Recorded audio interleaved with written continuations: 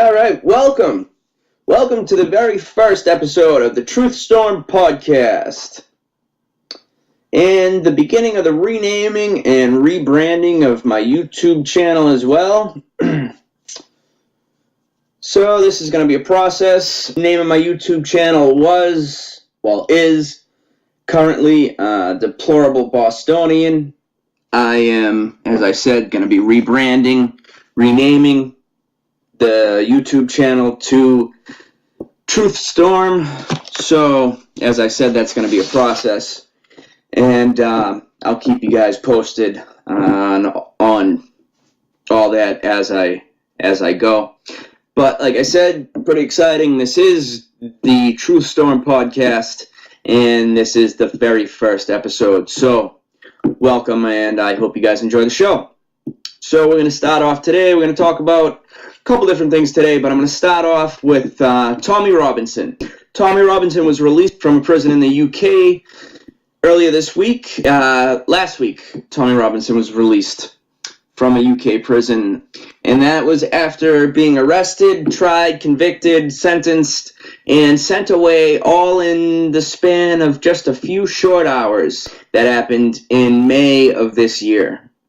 And so maybe you're asking, what did this man do? What did Tommy do?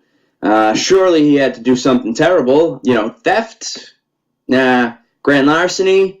Maybe? Rape, perhaps? Maybe even murder? Well, the answer to all those questions would be no. He did none of those things.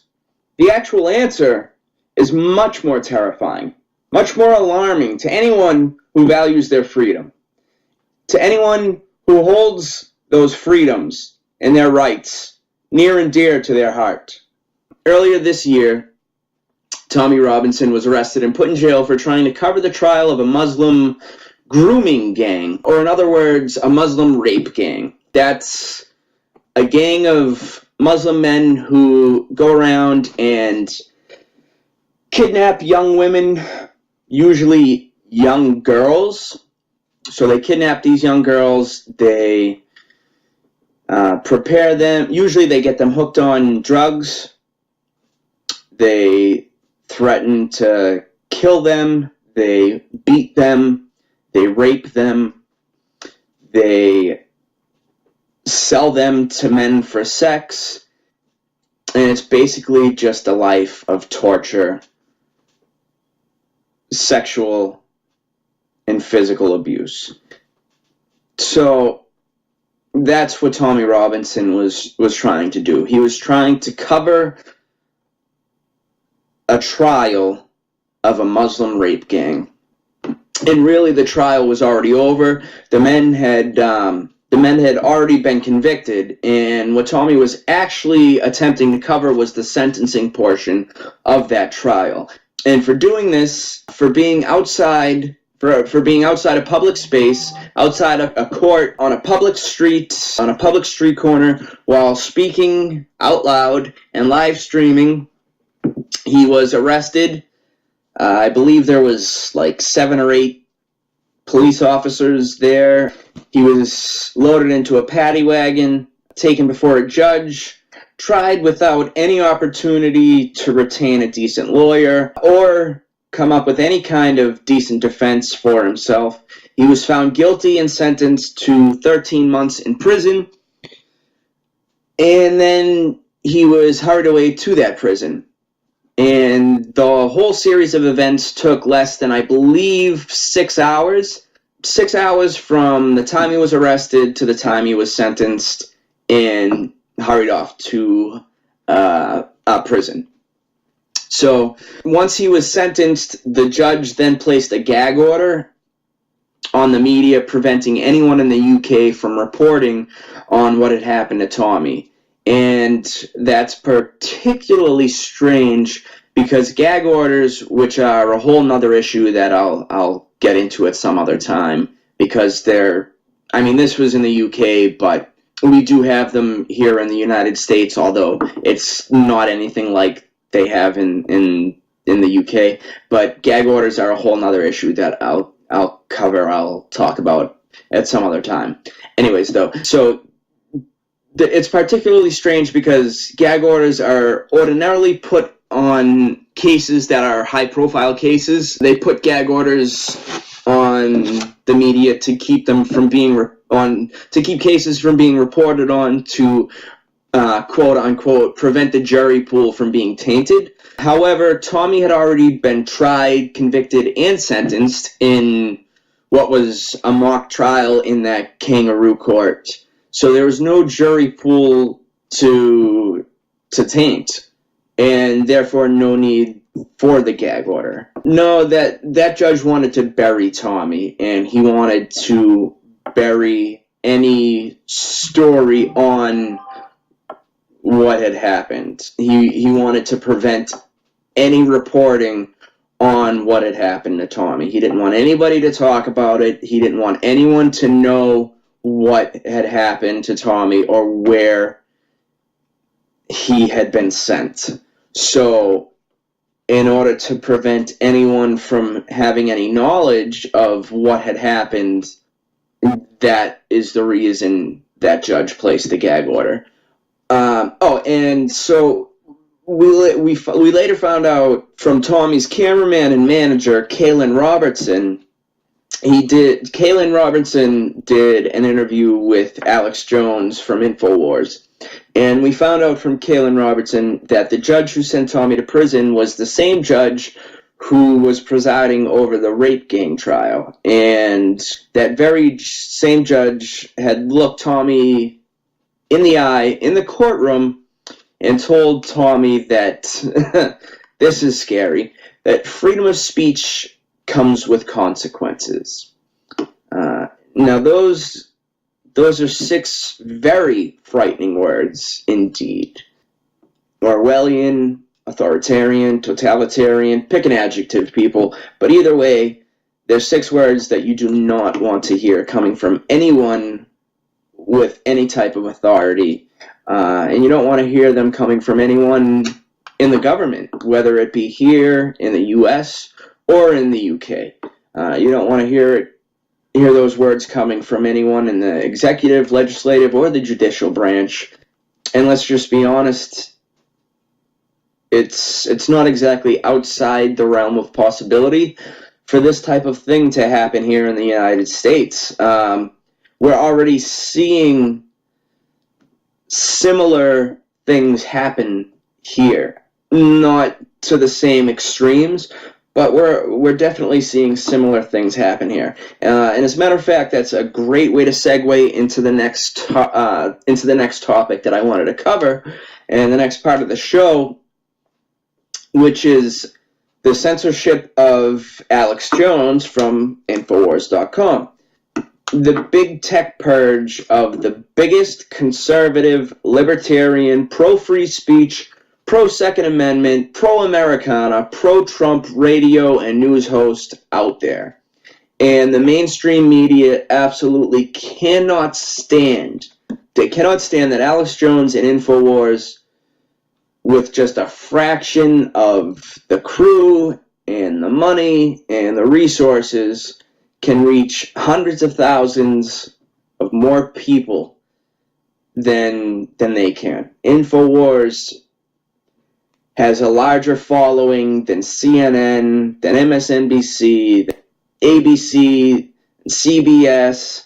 CNN is competing with, the home gardening network. CNN's got nobody left. Nobody trusts the mainstream media anymore. And the mainstream media, the establishment, globalist, mainstream media elites, quote unquote, they cannot stand that people like Alex Jones or Mark Dice or Steven Crowder, Mark Levin, they can't stand that any of these people who are internet radio hosts, they can't stand that these people with nothing for money and resources and crew compared to them are getting hundreds of thousands of more hits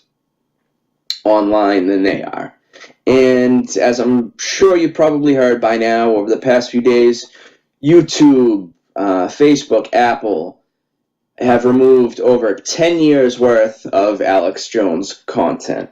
But no, it didn't stop there. The technocracy is growing in power because now his show has also been totally removed from iTunes radio app. They've removed him from Stitcher and Spotify, and they've even banned his profile from LinkedIn. And the email company Mailship, which is the company that Alex Jones and InfoWars uses to send out his newsletter, they've also canceled his subscription as well. So his newsletter isn't going out anymore. The good thing about all of this is Alex Jones was prepared for all this. He's got backups for backups for backups. So if you're a fan, if you're a watcher or listener, you can still find him, you can still watch, you can still listen. You can still find his app, the InfoWars app, on Android. I have Android. I have Samsung Galaxy, so I still have the app on my phone. It still works. I have a Samsung phone. I have a Samsung tablet. The app is still available, and it still works. It still functions. iPhone guys, Apple users, I don't know what to tell you. Get rid of your Apple products. I did a long time ago. I'm just not an Apple fan. But now I'm definitely not. See, these big tech companies, they're but before I keep going, Twitter also has not banned Alex Jones. Jack Dorsey went on Sean Hannity's radio show the other day and said that he's actually taken a lot of flack from the other big tech companies, but Jack Dorsey said that he's not banning Alex Jones, that Alex Jones and InfoWars have not violated their terms of service, and that's that. So I gotta give him a little bit of credit because he's taken some heat from his colleagues in the big tech worlds. I mean, I'm not going to give him too much credit because Twitter has had their own shit going on lately. They've been shadow banning a lot of people, a lot of Republicans, a lot of Republican congressmen. I know I'm QFD banned on Twitter. I know a lot of people that I interact with on Twitter are either shadow banned or QFD banned. But, at least he didn't ban Alex completely. He's not banning Alex at all. Whether or not Alex is shadow banned, I'm not sure. I haven't checked yet, but I will be. So, moving on. These big tech companies like Facebook are claiming that they banned Alex Jones and InfoWars after other users complained that Alex Jones and InfoWars published content that possessed, quote, dehumanizing language to describe people who are transgender, Muslims, and immigrants, which violates our hate speech policies. But, let's not kid ourselves here. We all know that that's a complete load of bullshit. We all know that it's because of what side of the political spectrum Alex Jones falls on. We all know that what determines how you get treated on social media is whether you're on the left or the right. If you're on the left, you can do whatever you want, you can say whatever you want, and there's no consequences.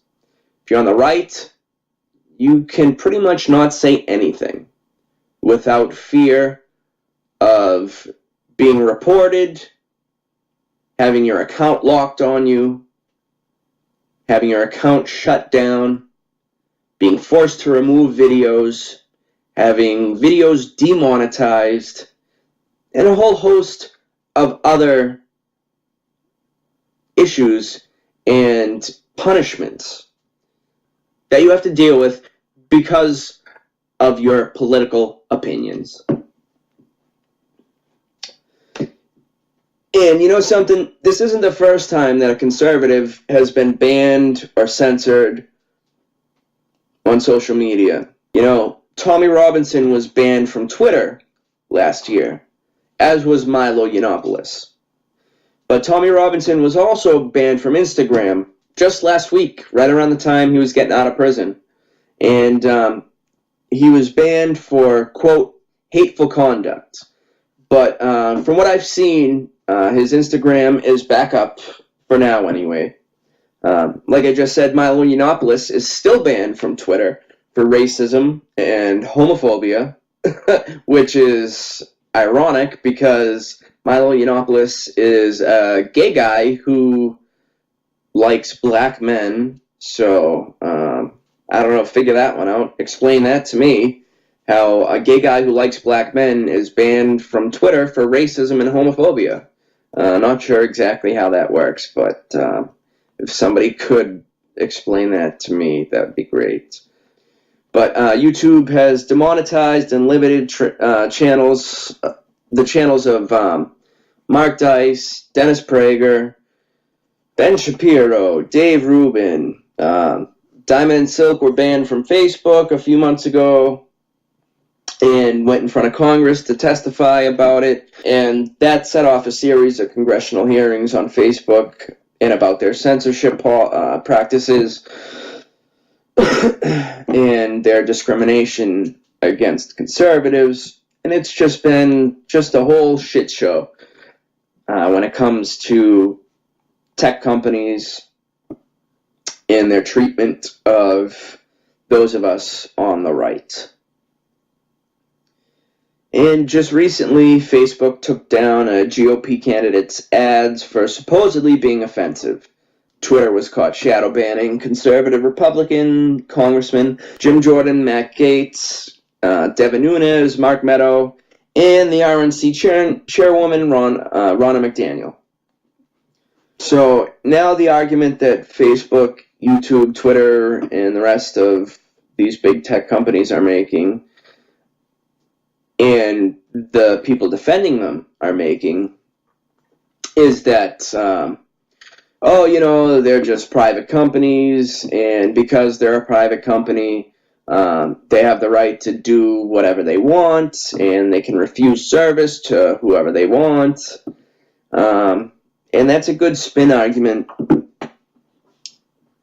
And, it's funny how quickly their positions change, because not too long ago, there was a Christian baker who refused to bake a cake for a homosexual wedding because it was against his religion. It was against his religious values. And everyone on the left was fighting against this man, saying that he had to bake this cake for this man. And this baker had a private company, and he was refusing service based on his religious right. He has a right to practice his religion. And, it wasn't even that he was completely refusing service. He had served homosexuals before. He didn't have a problem serving, someone who was gay. He would bake whatever for a homosexual. That wasn't the issue. He would not customize the cake for them. I think they wanted to put 2 grooms on the top of the cake or something. He just didn't want to customize the cake for them. That was it. That was the fight. And now their position has completely changed. Now, their position is that these private companies, these big tech companies, are private companies, and they have the right to refuse service, to ban or block or, like I said, refuse service to whomever they want. But that's also a complete misnomer. Big tech companies have become absolute behemoths, and they've monopolized the entire industry, engulfing all the content that they can.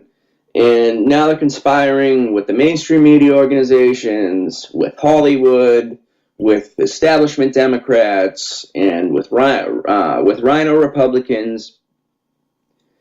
And, however, they've become more of a public utility. And I personally think that they should be treated as such, especially since the censorship only seems to be going in one direction. They're shadow banning, they're blocking, they're canceling and locking out and deleting conservative and libertarian, pro-America, pro-Trump accounts only. And believe me, I'm a libertarian. So I absolutely want less government. I do not want more. I do not want more regulations. I don't want government reaching into more aspects of my life. However, if regulations placed on these tech giants out in Silicon Valley are the only thing that will wake them up and get them to stop censoring people and stop trampling on the First Amendment, then that's what's going to have to happen.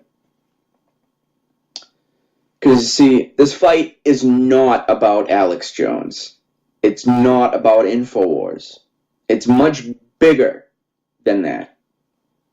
Alex Jones is he's just a proverbial canary in the coal mine. He's a test case. They want to see how it works out, because they know that if they can ban InfoWars, if they can ban Alex Jones, if they can get rid of him, if they can make him an unperson, and they can do it successfully, then they can ban anyone and everyone whose opinions they do not like and they do not agree with. There's a lot of very powerful people who aren't even trying to hide the fact that they don't want to stop at Alex Jones. They want all conservatives, all libertarians, and anyone who's got a pro-America or a pro-Trump message gone. This is truly a fight for our freedom, a fight for our First Amendment rights, and a fight for our Constitution.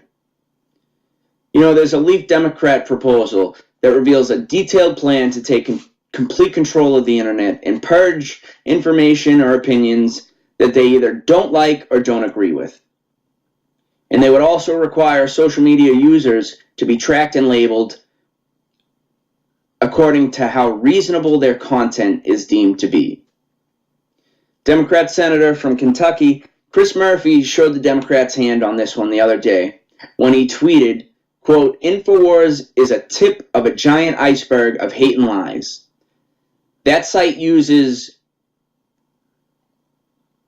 sites like Facebook and YouTube to tear our nation apart.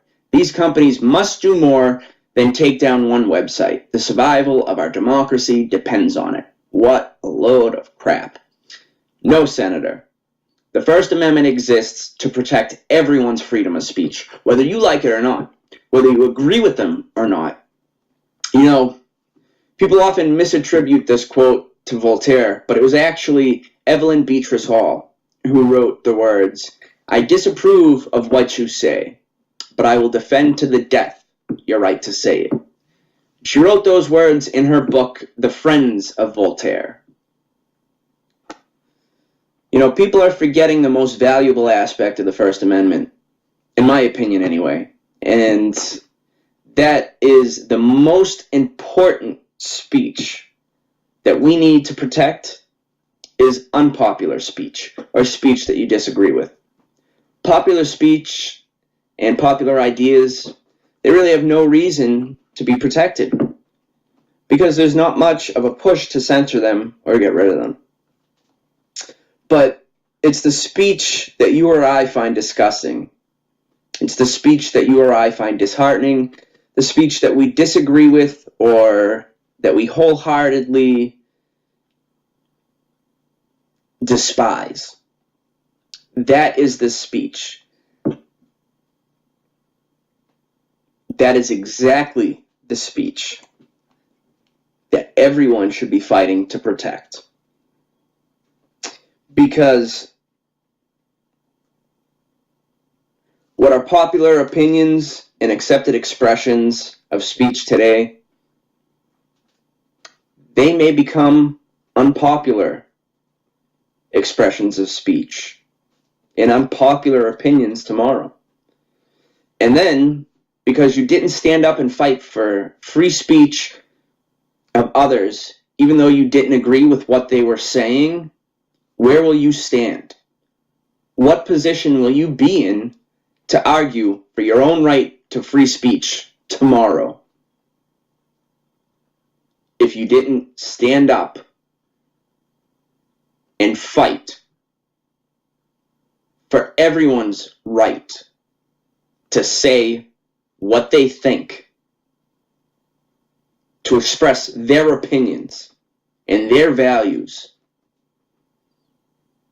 What position will you be in to defend your own right to free speech when there's a push to censor you?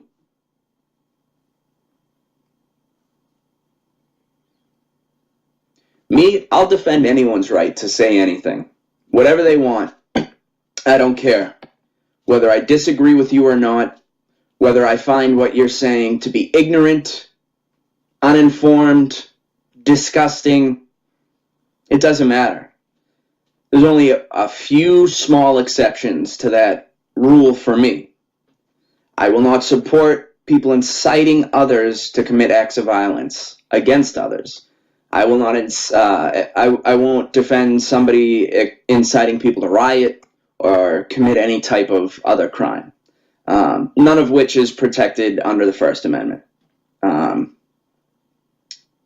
won't support any type of defamatory or libelous statements, which obviously are lies that are made up purposely to destroy another person's reputation or business. That's also not protected by the First Amendment, and you can be sued for it. And lastly, I don't support the media lying or making things up to fit a biased narrative, rather than following facts and reporting on them like journalists are supposed to. But other than that, I don't care who you are or what you say, how you say it, who you criticize, whatever. Like I said, even if I disagree with you, even if I disagree with you 100%, I will absolutely defend your right to say it. But at the same time, you should also expect me to exercise my First Amendment right to free speech, to call you out if I disagree with you, to comment on what you're saying and argue the other side, to argue my opinion, to argue my values. It's not just on social media platforms where conservatives and libertarians and supporters of the president are being censored and attacked, but it's happening in person as well. I'm sure you all remember the riots at UC Berkeley last year surrounding the speeches of Ben Shapiro and Milo Yiannopoulos. Ann Coulter has been banned from speaking at more college campuses that I can count. So is Jordan Peterson. Just about a month or two ago, Steven Crowder had someone post his location on Facebook and incite violence by encouraging people to firebomb his vehicle, and yet another individual threatened to slash his tires. Like I said, all of this was done on Facebook and YouTube, which definitely violates their terms of service. But last time I looked, those accounts were still active, which goes to my point that the left doesn't suffer any consequences. They are able to do and say whatever they want on social media, while the right has to worry about having their accounts shut down, regardless of what they say. They don't have to do anything wrong. They don't have to incite violence. They don't have to say anything wrong, do anything wrong. But the left can do things like that, can make threats, incite violence without any consequences. You know, the Democrats are devolving into an out-in-the-open socialist party rather than trying to hide it the way they used to. I mean, let's be honest, the Democrats have always been socialists. They just used to hide it. They're just not trying to hide it anymore. You know, at the same time, although the country is doing incredibly well since the president took office, in certain Democrat-run areas where we're descending into Maxine Waters' vision for America. I'm sure you guys all remember when Maxine Waters said this to a group of her supporters. If you think we're rallying now, you ain't seen nothing yet. Already, you have members of your cabinet that are being booed out of restaurants. You have protesters taking up at their house. Who's saying no peace, no sleep. No peace, no sleep. And guess what? We're going to win this battle because while you try and quote the Bible, Jeff Sessions and others, you really don't know the Bible. God is on our side.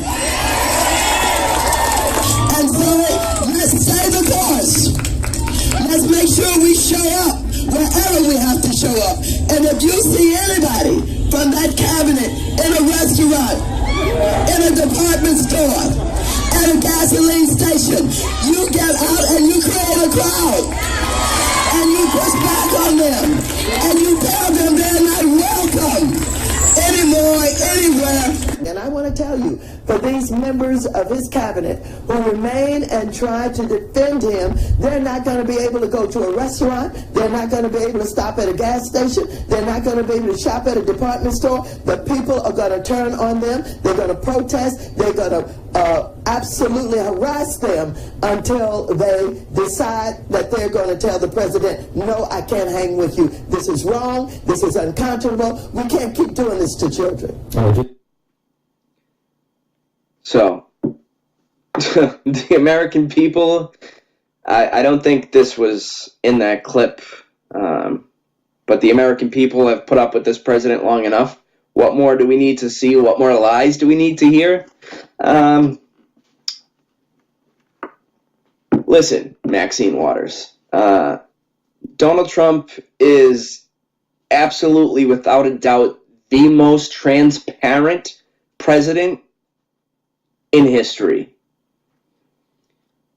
So I'm not quite sure what she's talking about. And yeah, we've put up with this president for just about 2 years now, and we've seen incredible things happen. We've seen the economy come roaring back.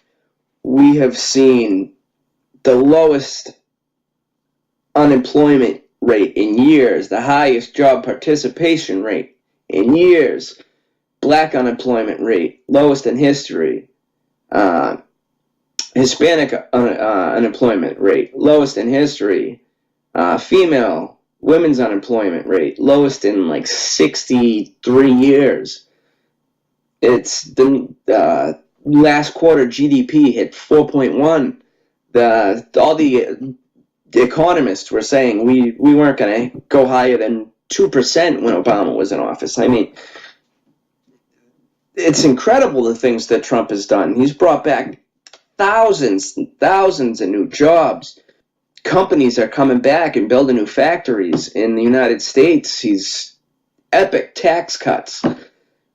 Neil Gorsuch is on the Supreme Court. He nominated Brett Kavanaugh. The Democrats are trying to obstruct and trying to fight that, but he's going to get confirmed. So I'm not quite sure what Maxine Waters is talking about. She's rooting against America because she's rooting against Trump. And then, for her to say, if you see anybody from that cabinet in a restaurant, in a department store, a gasoline station, get out and create a crowd and push back on them. We have protesters taking up at their houses and yelling, no sleep, no peace. So in other words, harass them, which is exactly what she said when she doubled and then tripled down on her statement on MSNBC. She said, in her exact words, absolutely harass them when talking about President Trump's cabinet. If you see them out anywhere, absolutely harass them until the president's cabinet members leave. And, her supporters have listened. Public figures, it's not just Trump's cabinet members. It's other conservative public figures and Trump's cabinet members and GOP congressmen have been getting harassed. For example, just this week, they're not cabinet members, but Candace Owens and Charlie Kirk from Turning Point USA, which is a conservative pro-Trump nonprofit organization. Candace Owens and Charlie Kirk, they were confronted by a large group of Antifa protesters while they were just trying to enjoy breakfast at this place called Green Eggs Cafe in Philadelphia on Monday morning. So this is from The Independent.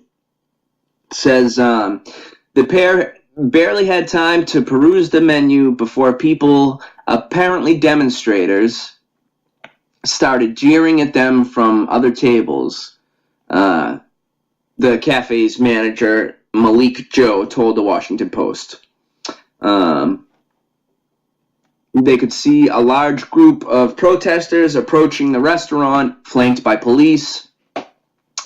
The restaurant manager said that at first I thought it was a vegan protest because he was unaware of the controversy that surrounded Charlie Kirk and Candace Owens.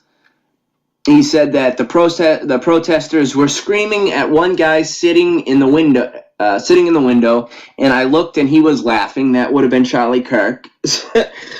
It's funny that he was laughing.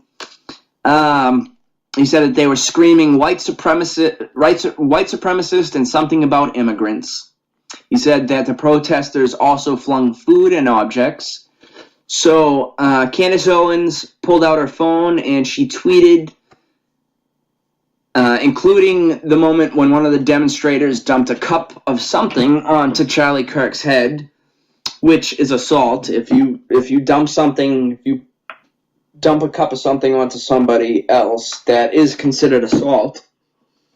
So Candace Owens tweeted, Charlie Kirk and I just got attacked and protested by Antifa for eating breakfast, and then a short time later tweeted, they are currently following us through Philly, all black and Hispanic police force protecting us as they scream.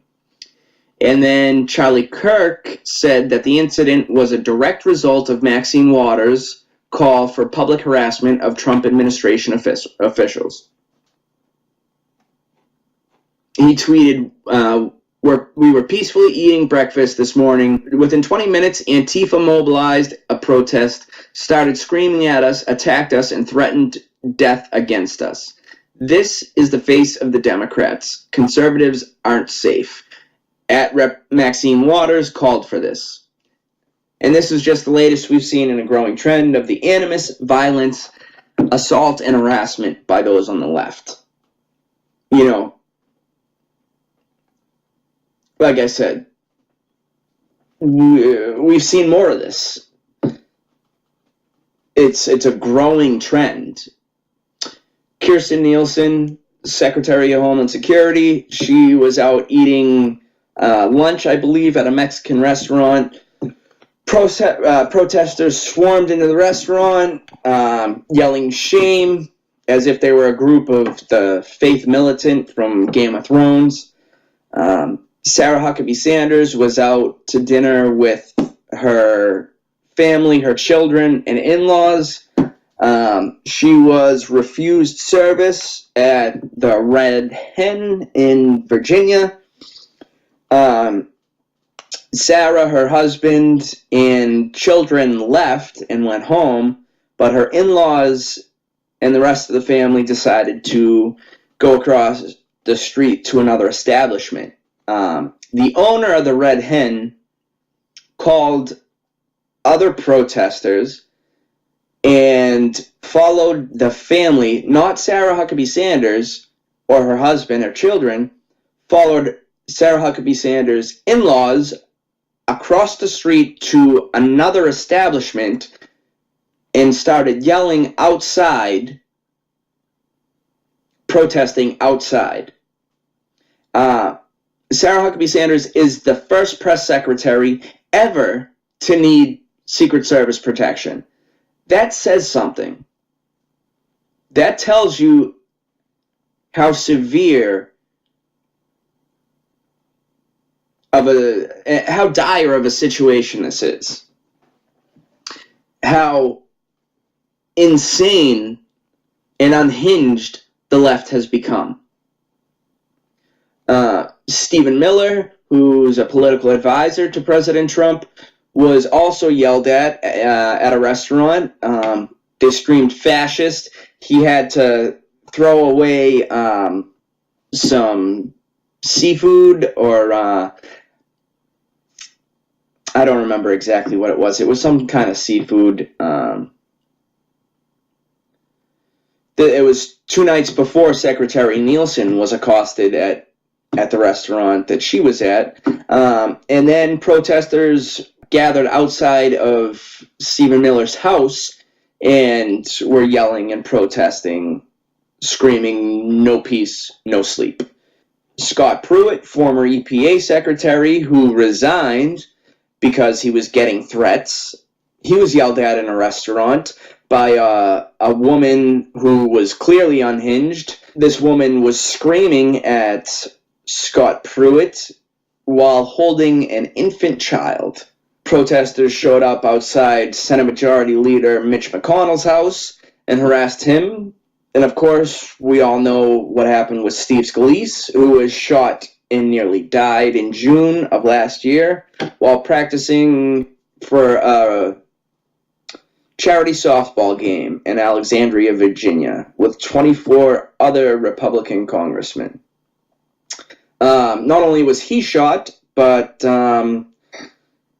Crystal Grenier, who is a Capitol Police officer, congressional aide Zach Barth, and Matt Micah, who is a Tyson Foods lobbyist. They were also shot that day. I'm not going to mention the man's name because I'm not going to give him any publicity. I hate when anyone mentions the shooters' names or puts up their pictures because that's what they want. So, I will not do that. And Rand Paul was assaulted by his neighbor, and that was also politically motivated. So, all this violence and aggression towards anyone on the right, anyone who's a supporter of the president, anyone who doesn't agree with the left, they're being attacked, they're being shot at, people are getting in their face. I mean, that's only a few examples. That's a small sampling. There are tons and tons of other examples that I could have given. But those are only a few that I chose to give. Those were, I'd say, some of the more well-known examples, but there's tons and tons and tons more. It's insanity. And like I said, it really shows how unhinged the left has become, how unhinged the Democrats have become. They've descended into anarchy and madness. So we desperately need to keep pressure on our elected officials, but on both sides of the aisle.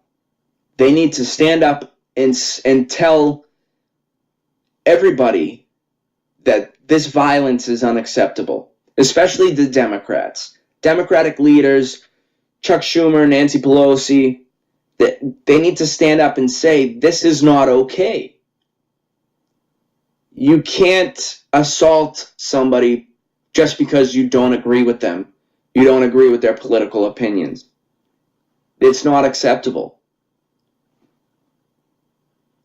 Political dissent is okay, but you can't devolve into violence and chaos. That's not what America is about. We need to tell our elected officials that they need to act now to protect our First Amendment rights, rather than just sit idly by while big tech companies trample all over the free speech of their constituencies. Also, we need to tell them that they must hold their colleagues accountable. We need to tell, really the only ones that will listen is the members of the Freedom Caucus, I feel, in my honest opinion. Jim Jordan, Devin Nunes, Mark Meadows, those guys. I mean, you know who they are. We all know who they are, who the members of Congress are who are listening. The ones who are actually taking action. We need to stay up their ass and make sure that they continue to hold their colleagues accountable, like Maxine Waters and Adam Schiff and Eric Swalwell, Pelosi and Schumer. I'm not going to name them all because it's all of the Democrats. They all need to be held accountable. And so do the Rhino Republicans. There's only a small handful of Republicans who are actually doing their job. So, I'd like to thank all of you for listening to the first episode of The Truth Storm, where truth is the storm, and you can't escape it. So please follow me on Twitter at SteveMurphy921. My backup is at MassHoleMaga, at MASS Whole MAGA. I'm also on Gab. That's at SteveMurphy0921. If you enjoy listening to my podcast and like watching my videos, I hope you'll enjoy my writing. My writing can be found on Medium. That website is medium.com/@DeplorableBostonian, one word. You can find me on YouTube. For now, it's still Deplorable Bostonian. Like I said, I'm in the process of rebranding and renaming. So for now, if you just go to YouTube and type in Deplorable Bostonian, 2 words, Deplorable Bostonian, type that into the search bar, I'll pop up. So once I rename and rebrand, I'll let you guys know once that's all set and once it's changed. You guys can also find me on Facebook. You guys head on over and like my Facebook page. You can find that facebook.com/DeplorableBostonian, or you can just search for Deplorable Bostonian on Facebook. If you like what I do, if you enjoy listening to me talk, I don't know why you would. If you enjoy watching my videos or reading my writing, if you want to help support my work, it's not easy to keep this stuff going. Where, conservatives, libertarians, pro-Trump guys, we're really starting to be crushed and squeezed. So if you want to help and support, anything helps, no matter how small. You can donate at patreon.com. It's patreon.com/DeplorableBostonian, or at PayPal, which is paypal.me/DeplorableBostonian. And if you do that, thank you very much in advance. No amount goes unnoticed or unappreciated. Like I said, no matter how big, no matter how small, believe me, it's more appreciated than you could ever know. It is getting more difficult to do this type of work with each passing day. Like I just said, all conservatives on social media platforms deal with immense amounts of censorship and all kinds of disadvantages just because of our political opinions. So thanks again for listening. I really hope you enjoyed the show. I haven't exactly decided what the show schedule is going to be yet, but if you follow me on Twitter, like my Facebook page, I'll keep you posted there, or you can just check back here. Until next time, guys, enjoy your families, enjoy your kids, continue to enjoy the tail end of the summer, and I will talk to you guys soon.